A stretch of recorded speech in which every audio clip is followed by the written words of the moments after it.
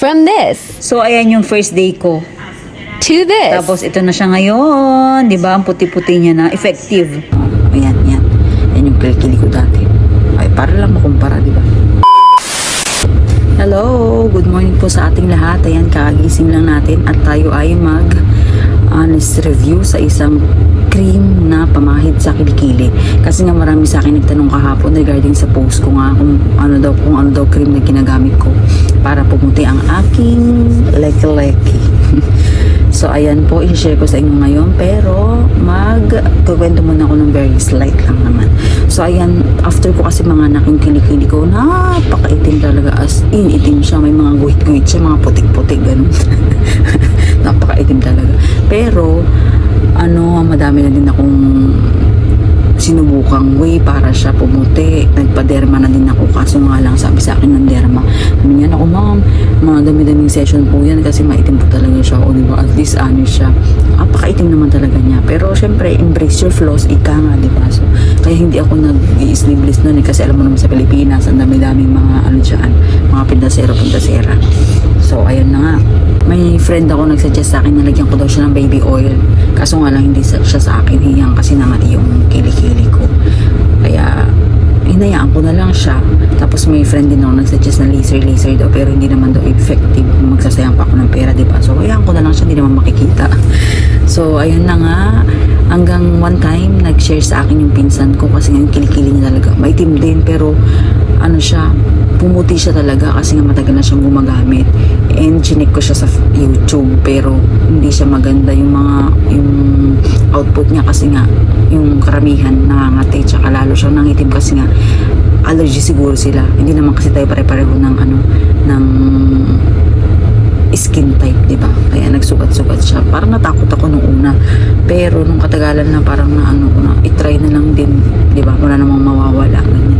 Pero ang gawin niyo muna is mag-patch test kayo. Kuha kayo ng maliit na parang pea-size lang. Tapos ilagay niyo dito sa sa likod ng tenga niyo or dito sa kamay niyo overnight. So pag hindi na nga tayo pwede niyo siyang gamitin. So yun na, patch test muna. Tsaka disclaimer lang, hindi po ito sponsored. Honest review po ito. Honest review based sa experience ko, syempre. Pero sinishare ko sa inyo kasi nga effective sa akin. Pero hindi naman ibig sabihin na porket effective sa akin, magiging effective na din sa inyo. Depende po yan. Kung may allergy kayo, huwag kayong magta-try kasi nga, naku po, lalong mangingitim yan. Tsaka, sabi ko nga is mag-search kayo sa YouTube kasi nga doon madidismaya kayo kasi nga dami-daming mga nagsusugat-sugat yung kilikili, lalo siyang nangitim kasi nga hindi nila hiyang. So, ayan na nga, hindi na po natin patatagalin at ako'y iidlip-idlip pa ng konti. Ito na po ang magic cream na ginagamit ko. Yan. Tadaan! So, ayan po siya. Yan. 88. Dito ko binili yan. Sa Pilipinas meron din to kaso nga lang hindi in-approve ito ng FDA sa Pilipinas kasi nga mataas daw yung mercury.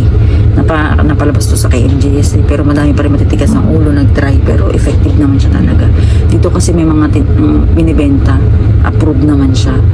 Tapos ang gagamitin lang natin is 2 piraso kasi nga nag-lighten up na siya. So titigil na tayo after ng 2 ganito. Ito paubos na 3. Ganyan siya. Yan. So paubos na yan, iisa pa tayo para pumuti na siya pumuti na siya. Sabi kasi doon, kapag once na pumuti na, stop muna kasi wala na siyang papuputiin. Kayo yung iba kasi, hindi makontento. Kinuntin nyo pa ng kinuntin nyo. Kaya yun, nagsugat-sugat yung kilikili nila kasi nga mataas nga yung mercury nito. So, ayan lang. Ipapakita ko na sa inyo ang aking magic kilikili. May TV din pa din naman siya, pero at least, compared naman dito, ipapakita ko sa inyo. Ayan, ulit. Ayan. Ayan yung kilikili ko dati. Ay, para lang makumpara, di ba? So, ayan, papakita ko sa inyo. Ito na siya ngayon.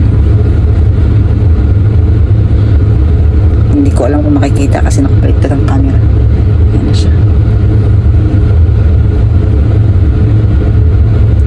Ito talaga, ito yung may mga putik-putik dati, tapos mga guhit-guhit na itim. Pero ito na siya ngayon. Kita ba? So, ayan na siya ngayon.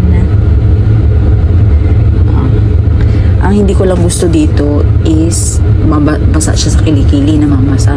Pagpapawisan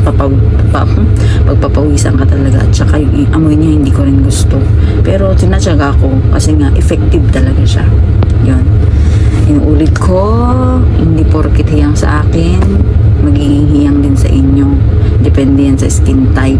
Kaya pag-isipan nyo muna bago kayo gumamit at mag-YouTube muna kayo kasi madidismaya talaga kayo doon sa pag-isipan nyo.